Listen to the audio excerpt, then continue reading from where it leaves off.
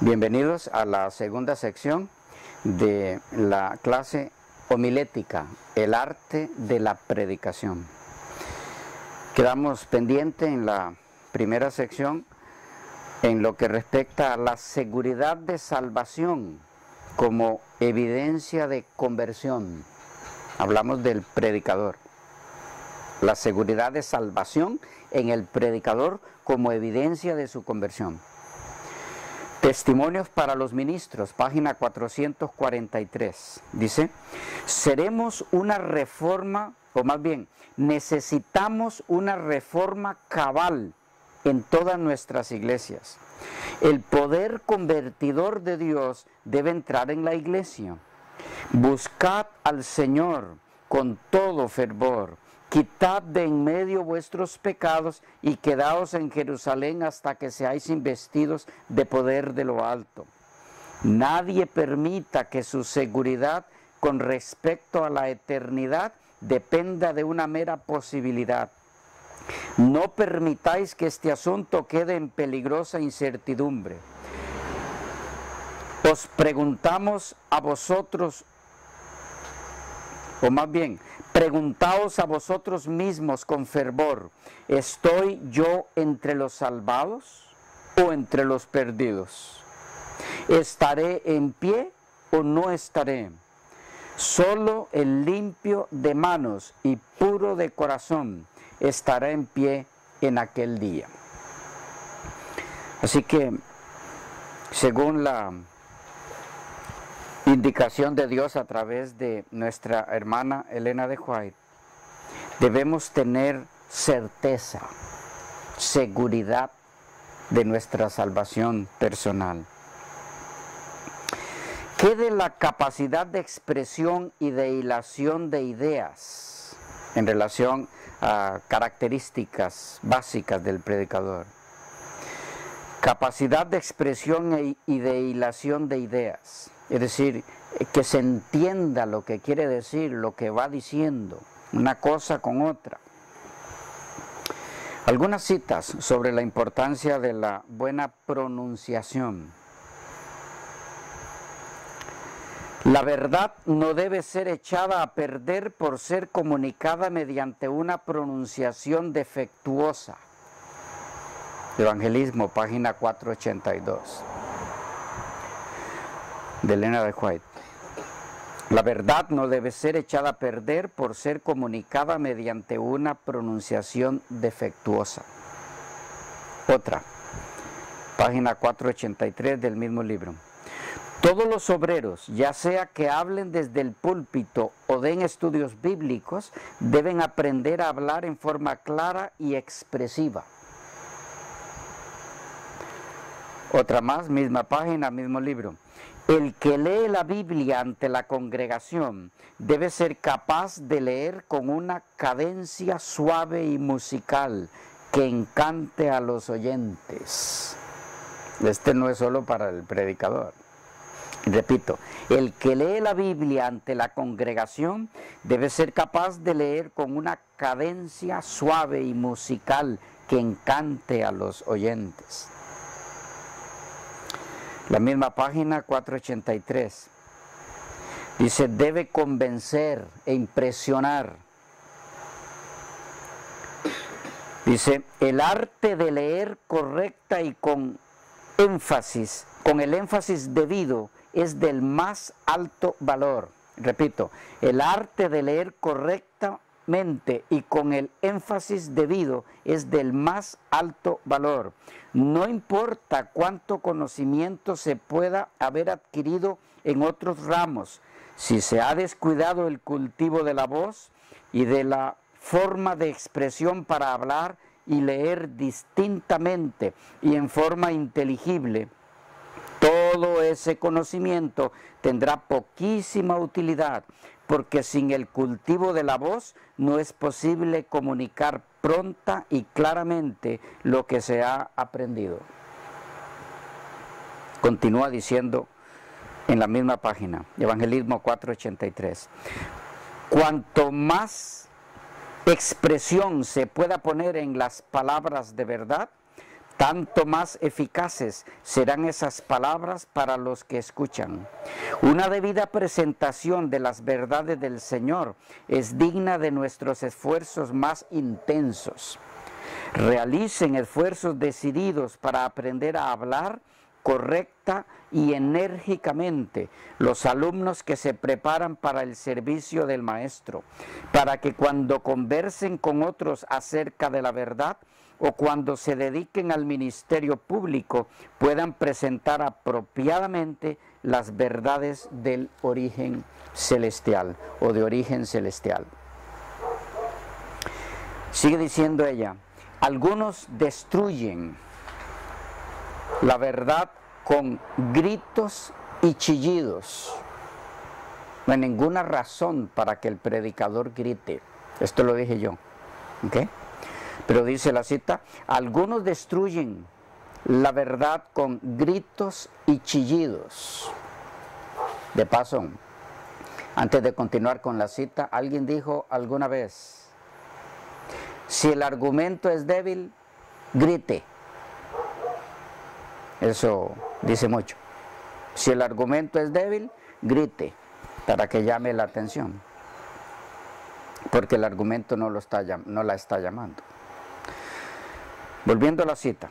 Algunos destruyen la verdad con gritos y chillidos. Cuando se la expone en esta manera, la verdad pierde mucho de su dulzura, de su fuerza y solemnidad. Pero si el tono de voz es correcto, si es solemne, si está modulado de tal manera que llegue a ser conmovedor, producirá una impresión mejor. Este era el tono con el que Cristo enseñaba a los discípulos. Pero, ¿cuál es el beneficio del griterío?, pregunta ella. No proporciona a la gente ninguna visión más exaltada de la verdad y no la impresiona más profundamente. Tan solo provoca una sensación desagradable en los oyentes y agota los órganos vocales del orador. El tono de voz tiene mucho que ver para impresionar los corazones de los oyentes. Repito, Evangelismo de Elena G. de White, página 483. Hablemos un poquito del llamado divino del predicador. Ejemplos del llamado divino a la predicación en el Antiguo Testamento. Tenemos a Moisés, podemos leerlo en Éxodo 3, 1 hasta el 4, 17. Ahí está su llamado, su reacción. Samuel, 1 Samuel 3, 1 al 10. Isaías 6, 1 al 10. Jeremías 1, 4 al 10. Amós 7, 12 al 15. Voy a dejarles como tarea leer esos textos para que puedan hacerse sus propias o llegar a sus propias conclusiones de lo que está involucrado en un llamado al ministerio. Ejemplos del llamado divino a la predicación en el Nuevo Testamento. Mateo 9:38, Lucas 10:2, Hechos 20:28. Repito, Mateo 9:38, Lucas 10:2 y Hechos 20:28.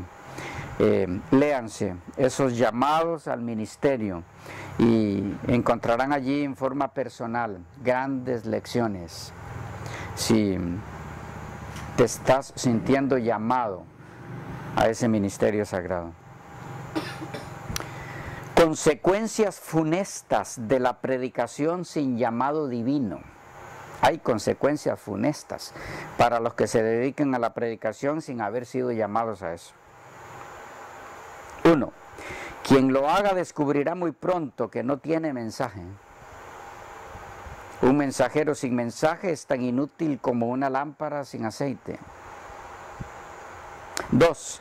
Su ministerio será estéril, aunque al principio no lo parezca, si hay cierta habilidad natural con la que el expositor pueda aparentemente mantener la audiencia, pero su ministerio será estéril. 3. Si no hay llamado divino, habrá inestabilidad en el tiempo de prueba. Inestabilidad del predicador como hijo de Dios en su vida espiritual. 4. Si no hay llamado divino, está el peligro de la ira divina por causa de su pecaminosa presunción. Esto es peligroso.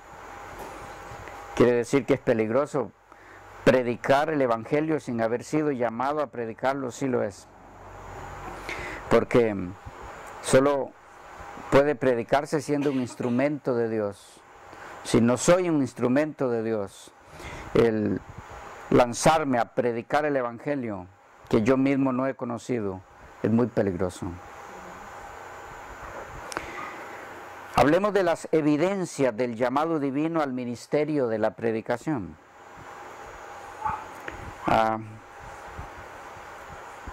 En primer lugar, tenemos el deseo insaciable de emprender esta obra.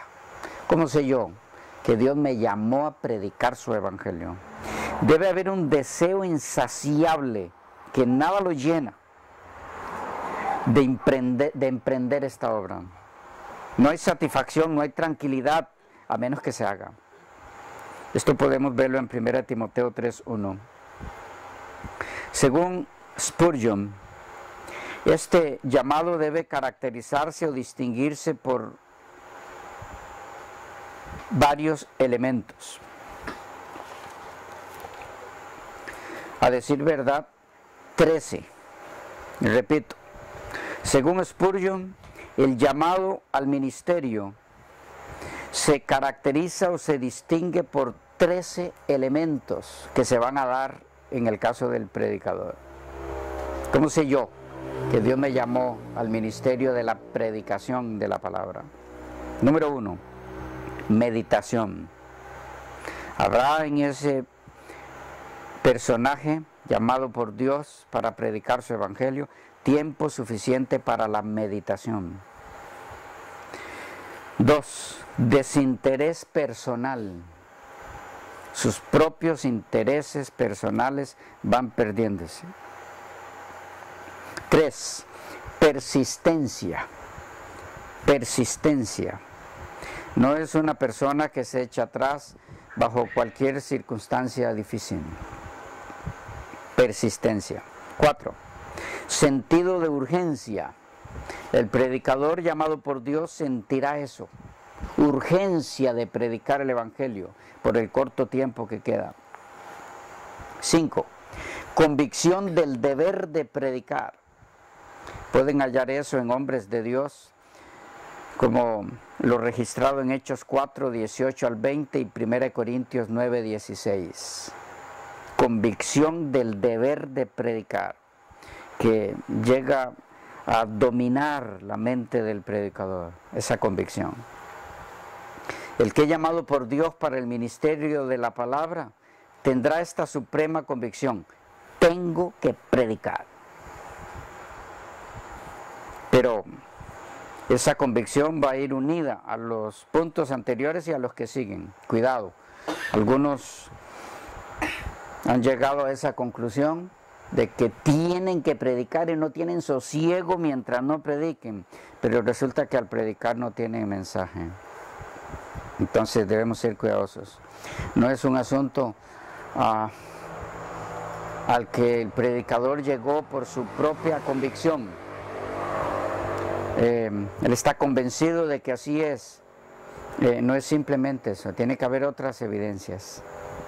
Punto 6. Providencia divina que lo coloca en situaciones donde prácticamente lo obliga a hacerlo, a predicar. Lo obliga a hacer frente al ministerio de la palabra. Va a ser colocado en situaciones donde no le queda otra opción que predicar. Dios lo va a hacer así. 7. Hay frutos permanentes en su vida. El crecimiento espiritual de la iglesia como apoyo u opinión favorable. almas traídas a los pies de Cristo por su ministerio. Cuando las personas a las que ese predicador expone la palabra abren su alma ante el Señor y entregan sus vidas a Él, eso debe decirle al predicador que hay un llamado de por medio para él. Y no debe desanimarle el hecho de que algunas de esas personas no abran su corazón, porque algunas no se lo abrieron ni al propio Jesús. Así que no debe confundirse. Pero habrá almas que abran su corazón a Jesús. Si vez tras vez que el predicador expone la palabra, no hay ningún alma, no hay ningún corazón que se abra al Señor, eso debe decirle algo.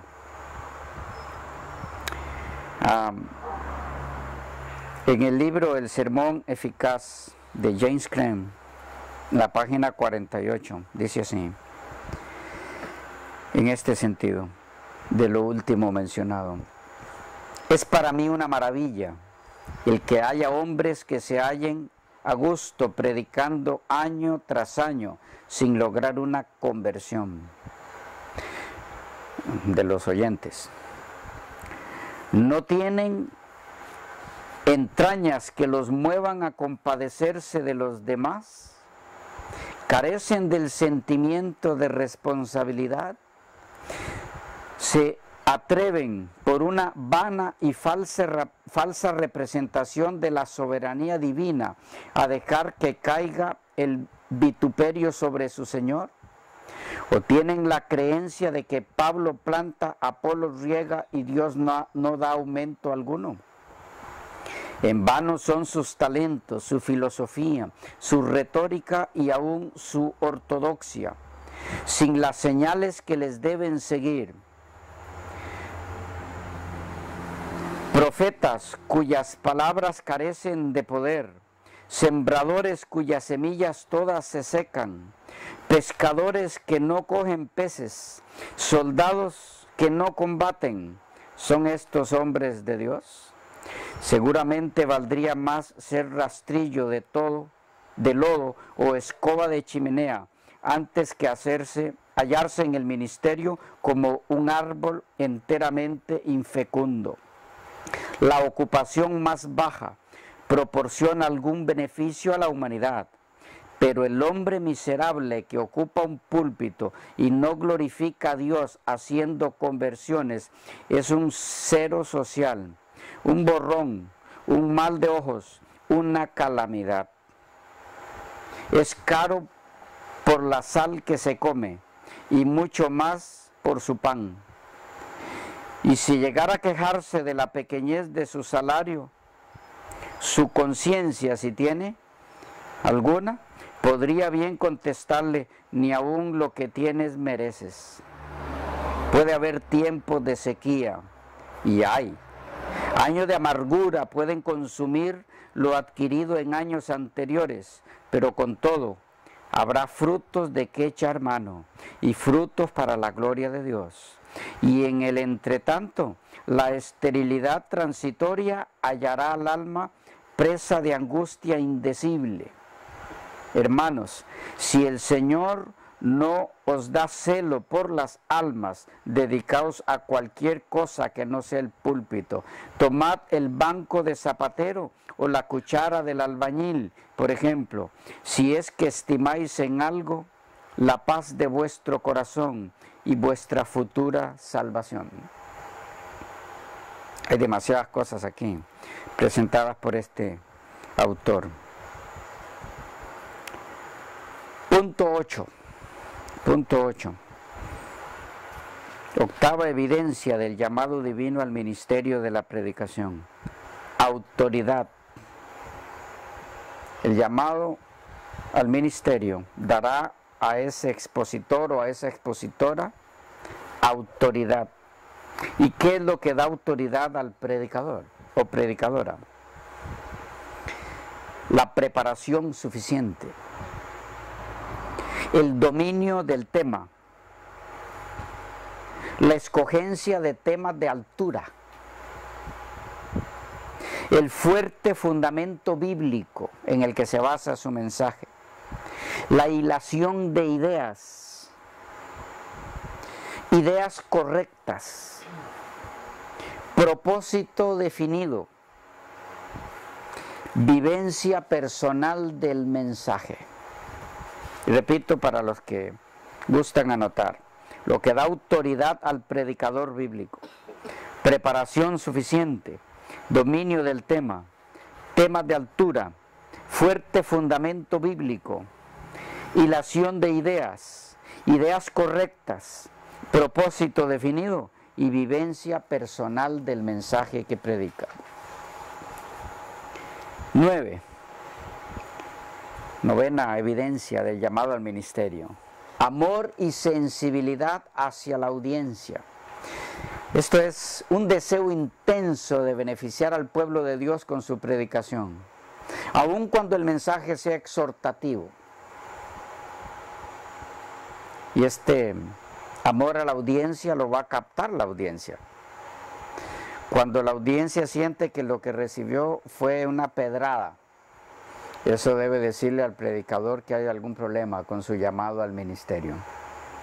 Por dura que sea la exposición de la palabra, cuando hay amor del predicador hacia la audiencia, esa audiencia percibirá ese amor y no lo sentirá como una pedrada.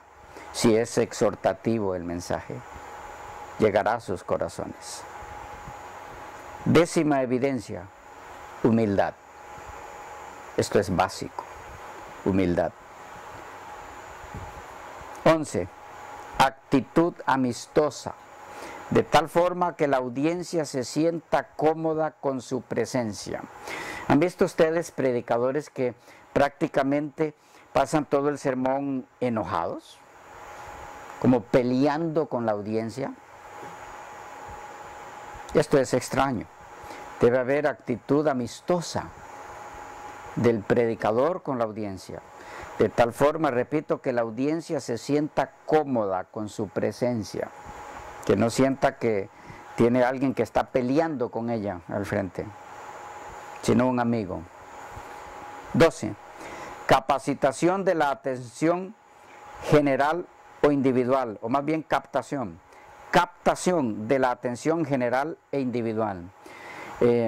Esta es una evidencia muy interesante e importante para saber el predicador que recibió el llamado de Dios a eso, a predicar.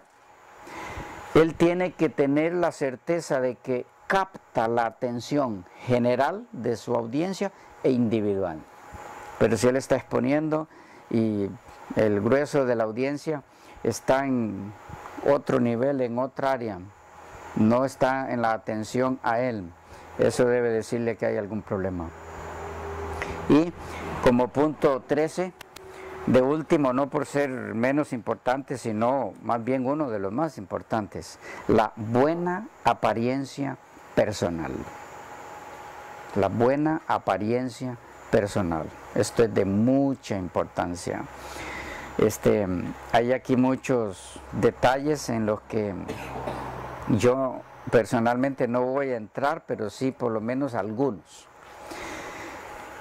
Antes de eso, permítanme como base compartir con ustedes la declaración del libro El Evangelismo, página 486 de Elena de White.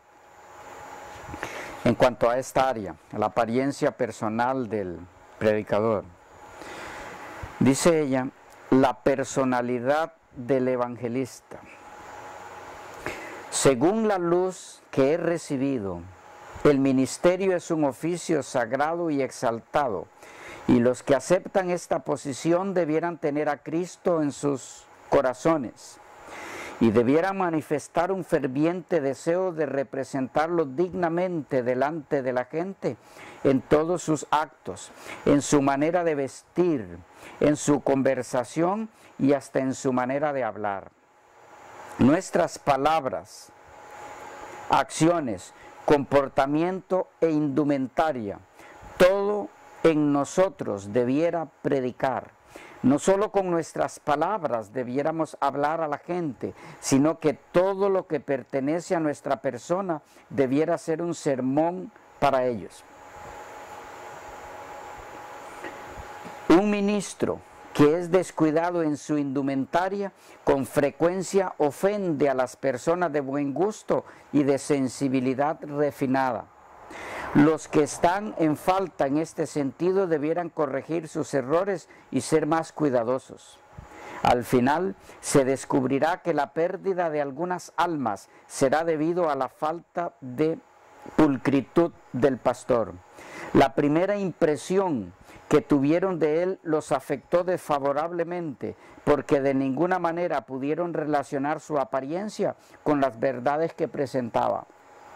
Su indumentaria hablaba contra él y causó la impresión de que el pueblo a quien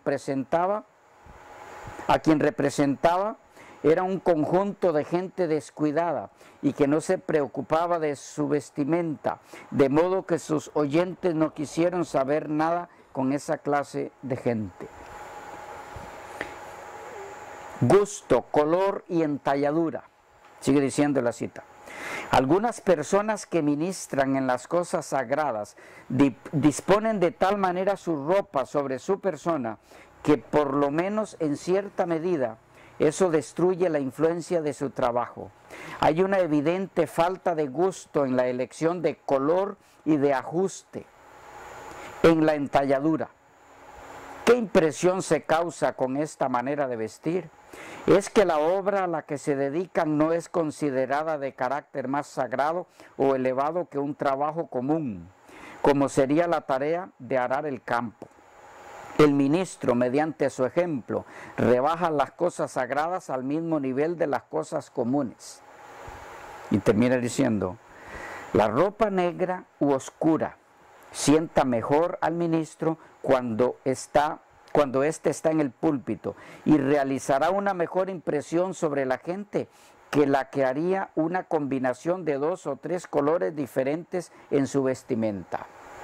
En estas páginas antes y después hay mucha orientación en relación a esto, en cuanto a la vestimenta del predicador.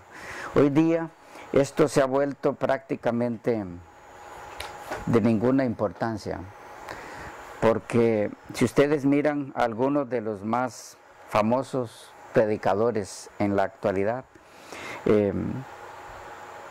han descuidado de tal forma la vestimenta que ya la audiencia ni se fija en eso. Pero eso deteriora la predicación bíblica.